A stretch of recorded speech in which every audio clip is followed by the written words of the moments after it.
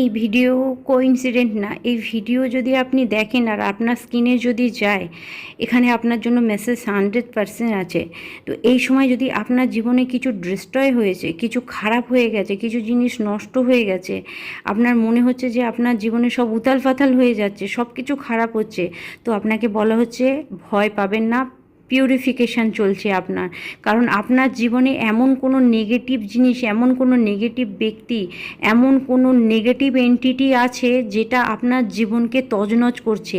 মা, আপনারা যে মাকে, ভগবানকে দোষারোপ করছেন যে আপনার জীবনে এত, আপনি ঠাকুরকে ডাকার পরেও আপনার সঙ্গে এত খারাপ হচ্ছে কেন, তো আপনাকে বলেছে মা আপনাকে আন্ডার এস্টিমেট করছে না, মা আপনার লাইফ থেকে খারাপ অন্ধকার জিনিসটাকে দূরে সরিয়ে দেওয়ার জন্য আপনার জীবনে এত খারাপ কিছু করছে, বা আপনার জীবনে সমস্ত কিছু তছনছ হচ্ছে।